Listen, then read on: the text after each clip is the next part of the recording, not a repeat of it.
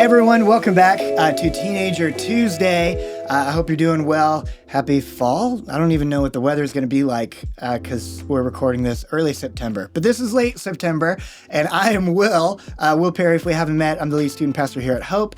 And with me over the next few weeks is Emily Shuch. Hello, Emily. How are you? Hi, Will. I'm good, thanks. Good.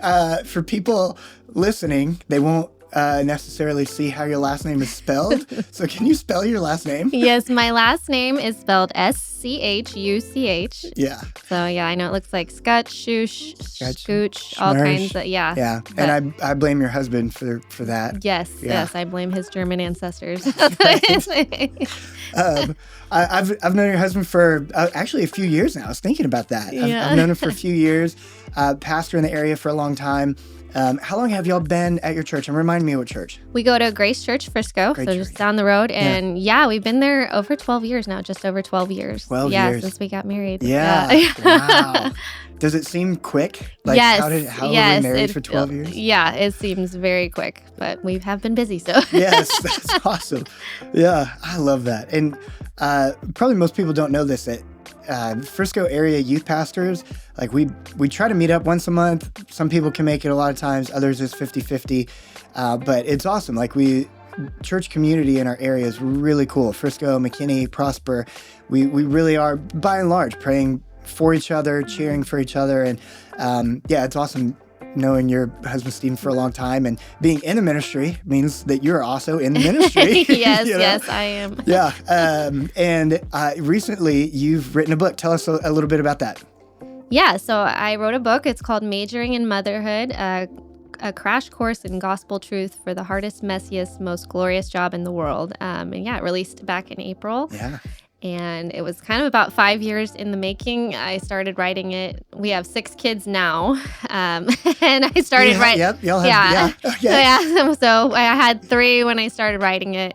Yeah, kind of took some time to get it. So I was like, yeah, how many babies will I have? Yeah. But yeah, so it was exciting that it was released, and it is, yeah, it's exactly what the subtitle says, kind of a motherhood crash course or a motherhood degree for kind of aimed sort of at new or younger moms, but a lot of, older moms too have said that it was still very relevant. There's still a lot of truth that could apply to any stage. Yeah. Well, and I remember Stephen first talking about it. I think it might have been beginning of May, so it had just released. Yeah. And I messaged Stephen, was like, man, I'd love to know more. And he got me a copy of your book, and I gave it to my wife, who is a brand new wife. Our child just turned 1 on September 1st. Okay. And we're expecting our second. Oh, wow. Thanksgiving. And she thoroughly enjoyed the book. And yeah, just talking, I was like, man, I want to have Emily on the podcast. And we're always looking for, to share resources and to bring voices in and insights. And yeah, so thank you for being on the podcast. Appreciate this. Yeah, no, thanks for having me. And for a lot of the dads, or for all of the dads out there, the book is called Majoring in Motherhood. Yeah. What would you say to all the dads of like, hey, for the next few weeks, this is going to be helpful for you as well, Yeah. I think, it's definitely aimed at moms, but I think dads could definitely benefit in a few ways, just in understanding maybe more of your wife's needs and struggles as a mom and things she's experiencing. And there's still just a lot that are relevant to just being a parent as well. Like I know my husband still says that, it would make him cry or encourage him even as a dad. And so, dads can still get some things and some laughs too of just life. There's some humor in it of life with kids. And so that can definitely be relevant to many. If nothing else, it's entertaining. Yeah. Right? Yes. Gosh, oh my gosh, And especially 6 kids. Yes, I have lots of material. Yes. Yeah. Well, one of your chapters that you talked about, or that you wrote about, was fear. Kind of give us some general, overthoughts of that chapter. Yeah. So the book kind of starts out with like becoming a mom for the first time and experiencing just the love that you have for your kid that's like bigger than, everybody tells you, right, you're going to fall in love and it's going to be different than you ever imagined. And it's so true. But I think as I became a mom, then realizing, this also makes me feel very vulnerable to love somebody so much. I think I have a quote in there from C.S. Lewis, that to love at all is to be vulnerable. Because if you you have more to lose if you're someone you really love. And so then, and then becoming a new mom for the first time and realizing, kind of you feel like you're in charge and you feel like you're in control and this is your responsibility. Yeah. And so, I laugh because when my first son was born, which was like just 10 years ago, was when the Ebola thing was happening, and that guy landed, and he landed here and he got Ebola, and then other people got it, and I was like, that was right in the parking lot, right over here. Was it? Oh my God. Right outside of this building, yes. So I was like nursing at like 4 a.m. with my son, and just like, I was like, we have to like run away. We have to go live in a bunker. And so I just remember just thinking like, okay, being very aware, like, okay, the love makes me also afraid, but I need to get a handle on this now because it's only going to get bigger. Yeah. I was like, okay, he's just sitting there on the bed right now, but someday he's going to be out driving around, which is still a scary thought. But so it really forced me to kind of just examine my theology of how does my theology and my belief in the sovereignty of God how can I actually hang on to that as I'm dealing with fear of like feeling like I am in control of his life, and kind of being, okay, wait, actually that's not true.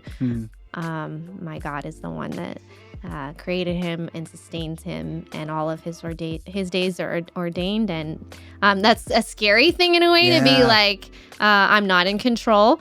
But it's also like freeing to be like, okay, but this is the God who died for me, that kind of like I can trust him because he loves my son even more than I do.